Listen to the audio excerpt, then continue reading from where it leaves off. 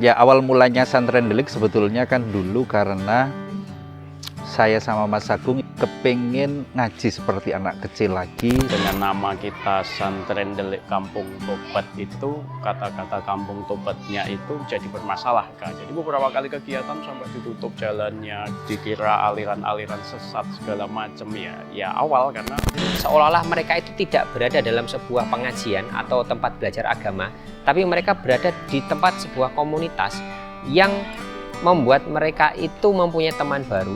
Pedoman kamu itu Quran, bukan Instagram. Kalaulah saya harus merelakan yang lain, saya ingin mempertahankan bahwa Santren Delik ini harus berdiri. Yang lain mungkin bisa bubar. ya bertobat itu memang sesuatu yang berat, tapi bisa dilakukan kok. Apa ya? Ini mampu mengubah secara pribadi untuk saya sendiri dan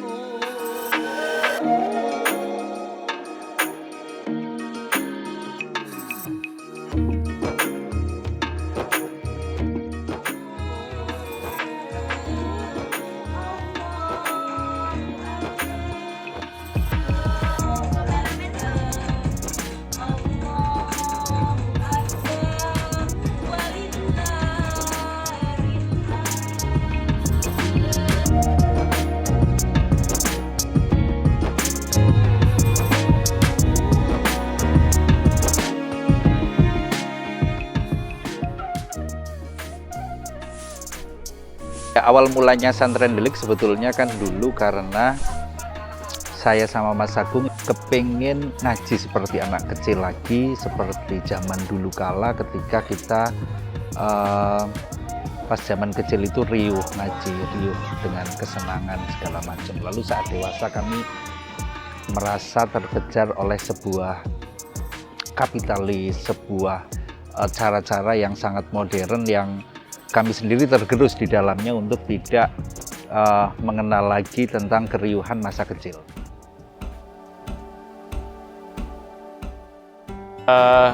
Santren Delik berawal tahun berapa ya itu ya? Saya agak lupa, sekitar tahun 2013-an kalau nggak salah. 2013 itu awalnya saya sama Mas Iwan itu ya kumpul-kumpul di tempat kami, ada di KNK, di kafe, tempat apa ya istilahnya, tempat kami bekerja lah. Dari situ ada teman yang dia ngomongin bahwa orang berbuat jahat aja atau berbuat maksiat aja banyak yang nekat gitu. Kenapa kita tidak kita balik gitu? Kita berbuat baik, kenapa nggak nekat sekalian gitu. Saat itu kami berpikir untuk yuk gawe satu komunitas. Waktu itu masih seputar komunitas yang ingin betul-betul kita sajikan dengan asik seperti anak kecil di zaman itu. Kata-kata itu yang cukup membakar di awalnya. Jadi terus akhirnya kita sana sini mencari referensi, mencari support dari ya beberapa ustadz segala macam untuk sekedar awalnya waktu itu untuk kebutuhan pribadi sih, kebutuhan kami berdua. Terus lama-lama kok kami menemukan sebuah forum kecil gitu. Forum kecil itu ada di kafe itu juga, di tempat kami. Forum kecil itu kok berapa ya waktu itu, sampai cukup banyak kok, bisa sampai 50 dalam satu tempat itu, karena lama-kelamaan nggak cukup tempatnya dan kami mencoba meng-create itu dengan serius. Terus pada satu titik ada obrolan bahwa ketika segala sesuatunya itu tidak mewujud fisik ataupun tidak ada apa ya istilahnya itu tinggalan fisiknya dan lain sebagainya, itu nanti ya akan hilang gitu. Seadanya banget waktu itu hanya bukan joglo, mungkin masih di sebelah mana ya, di sebelah sana atau apa itu, kita hanya pakai terpal, pakai ini ya, yang penting waktu itu untuk kumpul dulu untuk bisa apa ya istilahnya kebaikannya berlanjut lah begitu. Jadi akhirnya tempat ini diwakafkan, makanya ketika itu diwakafkan kita langsung istilahnya ya sekuat tenaga lah mewujudkan ini menjadi fisik yang bisa untuk bersama-sama gitu. Tercetus nama Santren Delik sebetulnya justru ketika kami sedang melihat sebuah art fair di mana kami berpikir bahwa sepertinya pesantren atau sebuah komunitas yang kita dirikan tidak perlu mainstream seperti nama-nama yang ada di halayak umum dengan menggunakan nama-nama bergaya Arabik, tapi justru kita meng-Indonesia yang berkarakter seperti gaya-gaya kontemporer. Nah, di sanalah akhirnya kami memilih nama Santren Delik. Itu spontan aja sebetulnya, nggak ada motivasi atau yang terlalu kuat dengan arti-arti. Sekarang menjadi nama yang kemudian kita abadikan menjadi pesantren ini.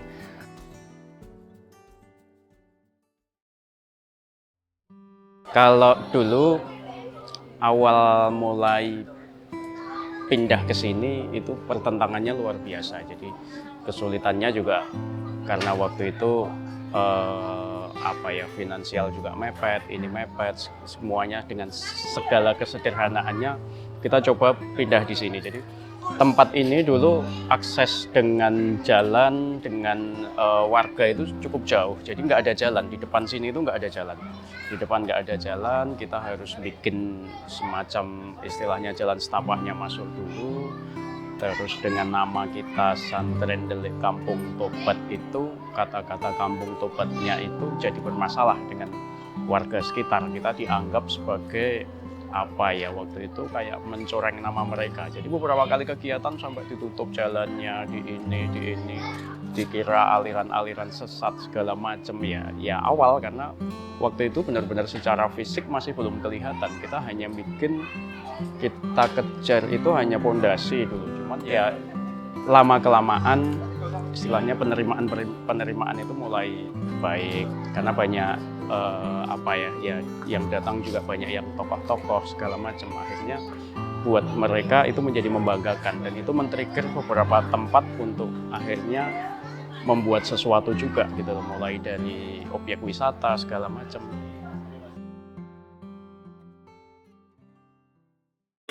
Kalau ngantuk keliru mau begasan 1.000 istighfar kok. Astagfirullahaladzim. Berikutnya adalah bahwa Santren Delik ini mungkin memiliki cita rasa anak muda atau style atau gaya memang bukan secara alami, tapi memang kita bentuk bahwa dulunya itu selalu menganggap bahwa anak kecil itu ngaji karena disuruh orang tua. Lalu orang tua harus ngaji atau harus belajar agama karena memang dianggap sudah saatnya atau sudah pensiun atau sudah waktunya menjemput kematian. Lalu anak muda merasa hidupnya masih panjang, dia tidak perlu berurusan dengan agama, duniawi lebih menyenangkan. Nah, dari berpikir itulah kami memikirkan bahwa para pendobrak anak-anak muda ini harus kita berikan ruang, harus kita berikan satu stimulan untuk masuk ke Santren Delik ini, karena konsep di Santren Delik ini kan tobat. Tobat dalam arti adalah sebuah perbaikan diri. Tidak perlu mereka itu merasa bahwa tobat itu artinya berhenti. Tobat itu perbaikan diri, apakah cara berpikirnya, apakah tindakannya, apakah etikanya, apakah cara bergaulnya segala macam. Di sanalah yang dibutuhkan oleh anak-anak muda dan kita stimulus terus untuk pentingnya mendedikasikan hidup dengan cara terus memperbaiki diri. Itu kata kuncinya sebetulnya. Jadi tidak hanya belajar agama di sini, belajar bergaul, sains, terus kemudian juga ada diskusi-diskusi. Nggak penting juga nggak apa-apa, tapi nuansa positifnya itu yang sedang kita genjot ke sana. Hal unik yang mungkin saya dapat dari Santren Delik adalah pertama sih tempatnya ya. Secara tempat kan kita unik ya. Kita sebuah komunitas pengajian yang mungkin adanya itu bukan di tempat yang dekat dengan keramaian, tapi kita memang hampir seperti di tengah hutan. Tetapi dengan kondisi tempat seperti ini, alhamdulillah setiap minggu itu ratusan bahkan kadang ribuan tobaters yang mayoritas adalah anak muda, mereka datang ke sini mungkin ada yang sampai dari luar kota, ada mungkin yang mereka itu harus mengorbankan beberapa kegiatan di luar hanya untuk mereka ke sini itu bertemu dengan lingkungannya, bertemu dengan Tobaters yang lain dan mendapatkan kemanfaatan di sini. Kami menyebutnya teman-teman di sini adalah Tobaters. Nah, apa yang coba kita tawarkan kepada mereka supaya bahasanya itu menarik adalah ya kita mencoba memberikan istilahnya dakwah-dakwah yang ringan lah, istilahnya itu orang yang datang ke sini pun juga tidak harus pakai koko, kopiah dan lain sebagainya, bisa masih pakai celana pendek, bisa banyak yang masih belum sholat, belum ini segala macam ya sudah, yang penting kumpul dulu bahwa di sini ada kebaikannya, di sini ada nilai-nilai ibadahnya, ada sesuatu yang bisa diabsorb baik secara ibadah maupun perkumpulan yang positif dan lain sebagainya. Lah itu dari situ yang membuat mereka rekat gitu, artinya kadang-kadang selalu ditunggu dalam setiap Kamis ke Kamis itu selalu ditunggu. Jadi ya karena kita bisa menjadi berkumpul di sini menjadi balance kita untuk dalam kehidupan keseharian. Intinya bahwa kami mencoba untuk supaya anak-anak muda ya khususnya itu ketika masuk ke sini itu kelasnya levelnya kayak TK lah. Kita hanya bermain dan belajar yang semuanya senang dulu. Senang terus di situ ada unsur kebaikannya, dari unsur kebaikan itu atau dari unsur ibadah-ibadah itu bisa men-challenge, men-trigger mereka untuk masuk ke area yang lebih besar lagi. Selain itu mungkin pola pengajaran atau mungkin pola dakwah di sini itu adalah kekinian. Jadi di mana kami di sini itu ketika mengaji itu tidak seperti orang yang mengaji pada umumnya mungkin ya, karena kami lebih fokus kepada isi, sehingga ketika di sini itu semua Tobaters terutama anak muda itu bisa menjadi dirinya masing-masing, tetapi itu tidak mengurangi nilai-nilai yang mereka dapat di dalam pengajian yang ada di dalam Santen Delik. Kita percaya kok kalau jodoh itu pasti ketemu, tapi proses menunggu jodohnya ketemu kapan itu loh Gus, galaunya tuh luar biasa. Pedoman kamu itu Quran bukan Instagram. Kok bolak-balik saya Gus? Tuntunan kamu itu Quran bukan Instagram. Maka Vina harus yakin, katakanlah tadi kayak kamu bilang, kalau jodoh tidak akan kemana. Vina harus paham, akan datang satu saat kamu akan dipertemukan dengan orang yang tepat, yang kedatangannya untuk menetap bukan karena nafsu sesaat. Gimana cara menyikapi seorang yang awalnya kita suka, dia itu seperti membuka atau menerima, ternyata kita sadar ternyata kok dia itu hanya memanfaatkan. Lah bagaimana menyikapi cewek yang seperti itu Pak? Ini judulnya belum kau ngerti ya. Lagunya mundur alon-alon. Ini yang ngerti mau anak pokok. Hampir setiap Tobaters atau jamaah tadi ketika di nongkrong tobat itu pertanyaannya selalu liar. Selalu saya melihatnya sih mereka kayaknya ingin bertanya, kalau di tempat lain itu nggak bisa keluar. Kalau di sini dia keluarkan pol-polan, bahkan jadi terkesan pertanyaannya itu konyol, aneh, lucu, nggak mutu. Tapi itulah yang ada di anak muda. Pertanyaan itu hampir semuanya itu unik-unik dan mereka sangat pribadi sekali dan itu biasa diungkapkan di sini.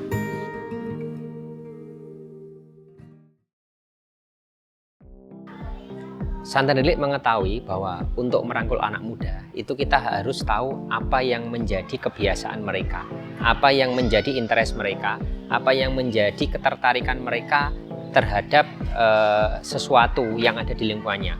Oleh karena itu Santen Delik itu hadir, kami menyodorkan dakwah secara kekinian. Artinya bahwa dakwah itu harus merupakan dakwah yang membuat para anak muda itu ketika datang ke sini merasa nyaman. Oleh karena itu kami itu melakukan itu mulai dari cara bagaimana kami membranding Santen Delik, mengundang mereka untuk datang ke sini, yaitu kami memfokuskan kepada mengundang melalui sosial media. Sosial media kita jadikan sebagai senjata untuk meriuhkan lagi yang waktu itu santri itu dianggap kuno, dianggap tidak tidak menarik. Desain-desain semuanya kita rubah, konsep publikasi kita rubah dan menggunakan sosial media sebagai jalur yang waktu itu masih zamannya Facebook, lalu masih zamannya BlackBerry. WhatsApp sudah ada tapi memang belum populer. Dan kita menggunakan jalur itu di awal sampai sekarang. Cukup visioner mungkin di era itu, tapi hari ini sudah mafhum. Dan kemudian ketika mereka sudah datang ke sini, kami juga memberikan mereka itu suasana yang mungkin bagi mereka sekarang namanya cozy ya, nyaman ya. Jadi di sini dakwah kita kemas secara menarik, tempatnya kita setting seolah-olah mereka itu tidak berada dalam sebuah pengajian atau tempat belajar agama, tapi mereka berada di tempat sebuah komunitas yang membuat mereka itu mempunyai teman baru, mempunyai ambience atau suasana yang menarik, di mana kami juga menyediakan bukan hanya tempat saja, tetapi kami fasilitasi dengan makanan, minuman, snack gratis, dan tentunya dengan ustadz-ustadz yang menurut kami itu bisa mengerti bagaimana menyampaikan dakwah itu ke anak muda. Ustadz-ustadz tersebut pastinya tidak terlalu banyak melakukan justifikasi atas apa yang diajarkan, tapi lebih banyak bersifat kepada tanya jawab, sehingga menimbulkan ketertarikan kepada semua tobaters, terutama anak muda, bahwa ternyata mereka mengetahui belajar Islam itu ternyata mudah. Belajar Islam itu ternyata tidak harus diceramai, bahwa mereka itu juga mempunyai solusi atas semua pertanyaan-pertanyaan yang mereka mungkin merupakan masalah dalam kehidupan mereka sehari-hari.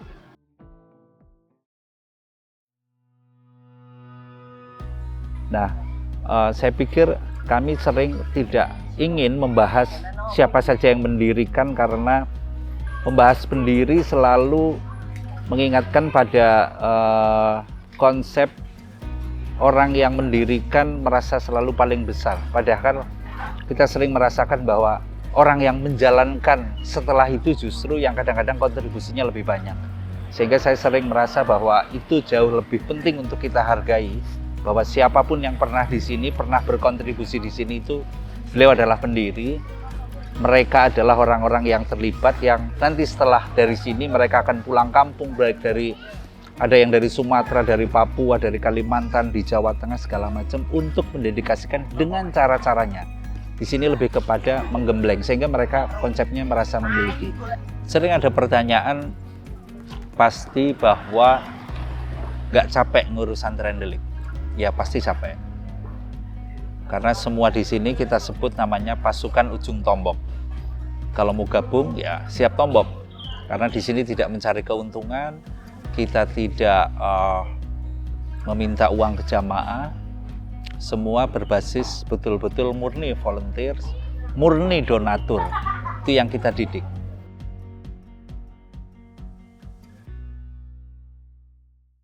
Kalau dari sisi tempat ya, tempat ini sekarang kalau yang lingkungan sini itu masih tetap sama. Kita dan teman-teman mencoba mengambil beberapa lahan, itu ada di sebelah sana, depan, terus sebelah sana ada beberapa, sekarang sudah ngeblok itu. Itu kita tambah, kalau yang di sini ini sekitar 7.000, hampir 7.000 meter. Kita tambahannya berarti berapa? Sekitar 2000-an lah, 2000 meteran lah, jadi hampir 1 hektar.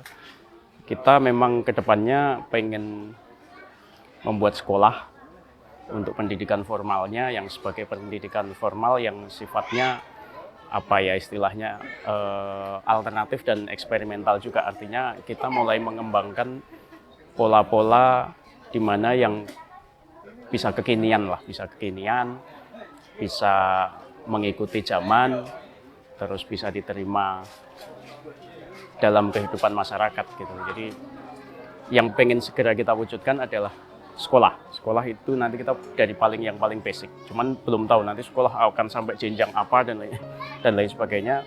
Yang penting buat kami adalah jalan dulu, ditabung dulu. Hal-hal yang bisa kita tabung dulu. Jadi nanti ya seiring perkembangan bagaimananya ya karena kita bersama-sama gitu, jadi kadang-kadang ya naik turun gitu. Kalau mungkin melihat perkembangan bangunan sangat pertumbuhannya biasa saja, tapi mungkin secara kebatinan justru itu adalah bangunan yang sangat fenomenal karena kalau dilihat sepenting apa Pesantren Delik buat saya pribadi, bahkan saya bisa menyebut bahwa ini adalah hadiah yang pernah saya terima mungkin paling hebat, yang tidak pernah saya rencanakan betul sebelumnya, tapi kalaulah saya harus merelakan yang lain, saya ingin mempertahankan bahwa Pesantren Delik ini harus berdiri. Yang lain mungkin bisa bubar, oke, nggak apa-apa. Tapi kalau ini nggak boleh, karena apa ya? Ini mampu mengubah secara pribadi untuk saya sendiri, dan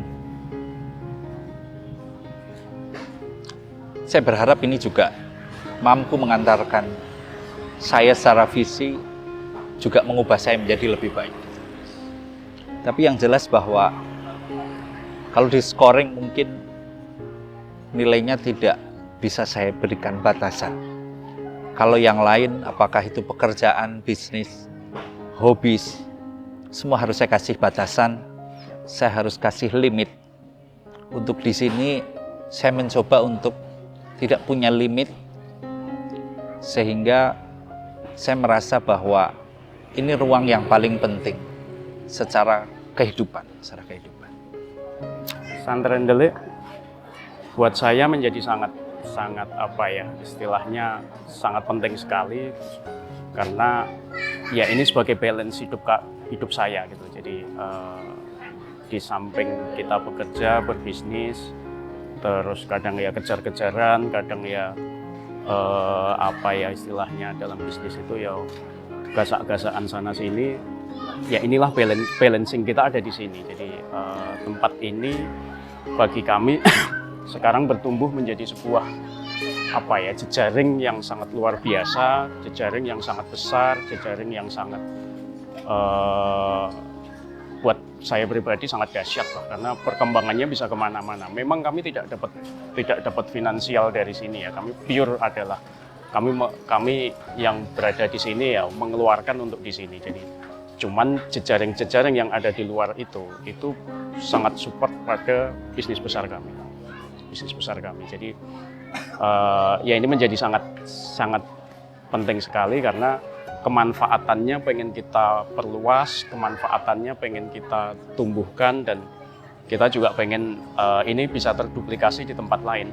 Jadi dengan begitu harapannya kita bisa lebih manfaat khususnya untuk anak-anak muda. Secara pribadi, Pesantren Delik itu merupakan sebuah komunitas yang banyak merubah hidup saya secara pribadi, dan mungkin juga keluarga saya dan lingkungan saya. Jadi bagi saya pribadi, Pesantren Delik itu bukan hanya tempat saya mencurahkan waktu, tempat saya berkumpul, tempat saya untuk mencari teman dan komunitas, tetapi dia mungkin lebih dari itu. Mungkin Pesantren Delik itu sudah separuh dari jiwa saya. Pesantren Delik itu adalah tempat saya di mana saya mungkin punya mimpi di masa depan untuk lebih banyak berbuat kebaikan, lebih banyak berbuat menambah pahala, tempat di mana kami itu nanti punya harapan besar untuk membesarkan Pesantren Delik, sehingga Pesantren Delik itu bisa berguna bukan buat kami sendiri sebagai pengurus, tapi juga buat masyarakat sekitar, dan pastinya buat seluruh tobaters yang ada dan datang ke sini, sehingga mereka mendapatkan kebaikan, mereka bisa mendapatkan manfaat, dan mereka itu secara spiritualitas itu bisa menambah kualitasnya di Pesantren Delik.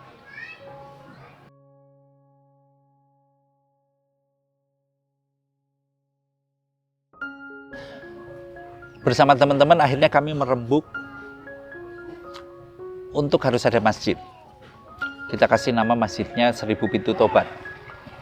Tentu tersengal-sengal untuk bikin bangunan yang ada di dalam pikiran kita, ada di dalam imajinasi kita, tapi bahwa sepertinya tidak hanya masjid saja, namun lebih kepada Masjid 1000 Pintu Tobat ini akan juga memfasilitasi yang lain, karena kami ingin ada ruang-ruang pendidikan secara formal nantinya, baik mungkin TK, mungkin nanti SD, sampai dengan kampus. Saya yakin kita bisa masuk ke sana kemudian hari dengan apakah ada di generasi kami ataukah mungkin next generasi yang lain yang akan meneruskan visi-visi itu. Tapi yang jelas kami coba mendedikasikan, membuat fondasi untuk ke sana dan terus menyalurkan Santrendelik ini ke ruang-ruang yang lebih lebar. Kita sudah ada beberapa yang menduplikasi di beberapa kota dengan nama-nama sendiri, dan kami tidak ada masalah karena visinya bukan memperbesar nama Santrendelik tapi ruang kontribusi yang ingin kita perbesar. Kira-kira gitu. Di tempat ini, di tempat yang utama ini secara konsep tempat ya. Jadi di depan memang akan ya bentuknya semacam ini, ada joglo, ada beberapa nanti blok-blok semacam ini. Harapannya ini bisa menjadi tempat publik yang bisa dimanfaatkan oleh teman-teman, beberapa juga warga juga sering memanfaatkan tempat ini segala macam.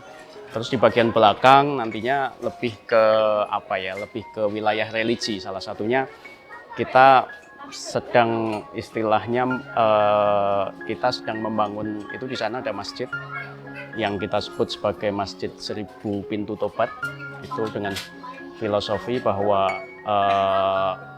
ya bertobat itu memang sesuatu yang berat tapi bisa dilakukan kok dengan di sini, dengan istilahnya berkumpulnya banyak orang, banyak teman-teman dan lain sebagainya. Harapannya itu untuk bisa mempermudah karena akan masuk ke dalam ekosistem yang benar-benar positif gitu. Ekosistem yang benar-benar positif lah.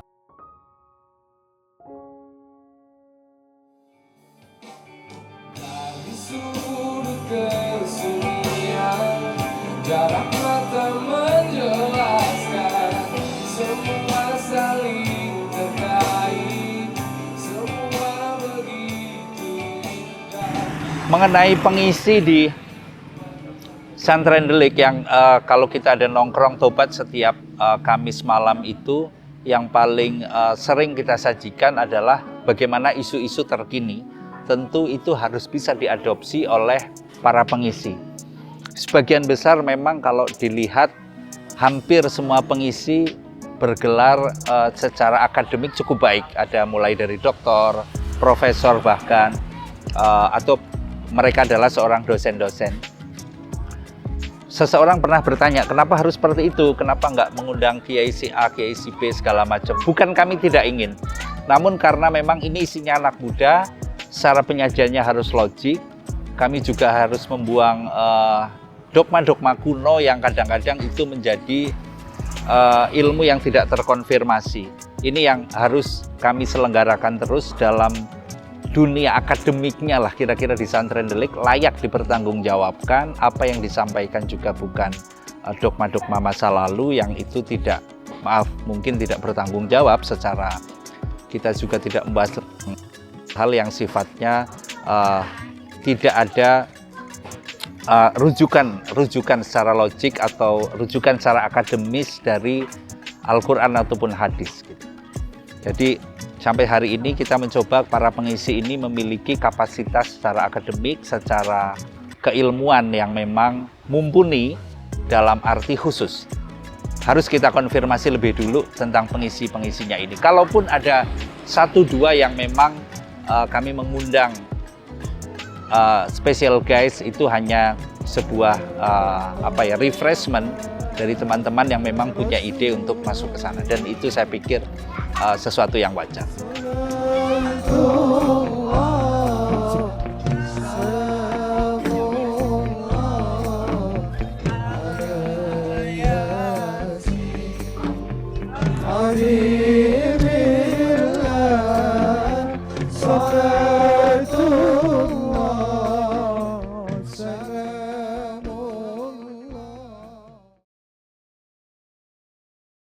Kalau buat para tobaters, ya kita di sini tempat hanya semacam ini.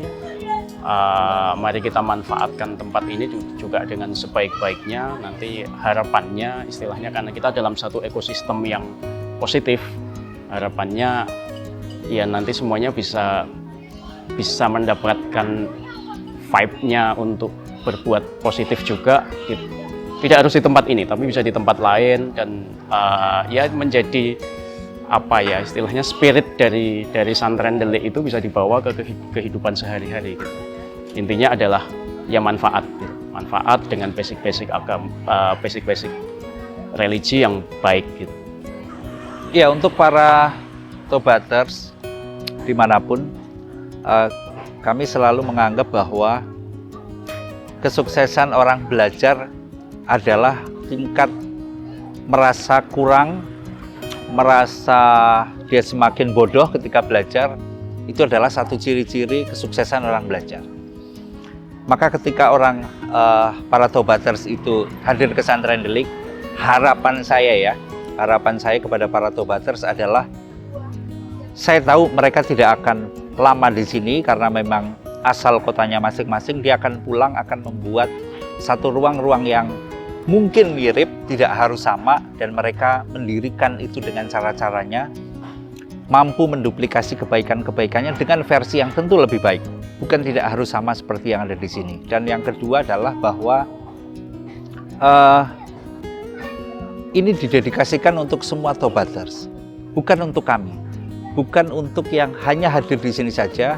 Siapapun yang ingin menduplikasi, kami berikan kebebasan dimanapun tempatnya, mau belajar, mau mengambil blueprintnya, bebas. Kami ingin berkontribusi, apapun yang ada di sini boleh diduplikasi ke manapun. Jadi tetaplah menjaga ruang-ruang kebersamaan kita bersama-sama di sini. Jangan sampai kita tergoda untuk hal-hal yang sifatnya hanya temporary saja. Mari kita bareng-bareng meyakini bahwa ini adalah jalan kebaikan kita bersama.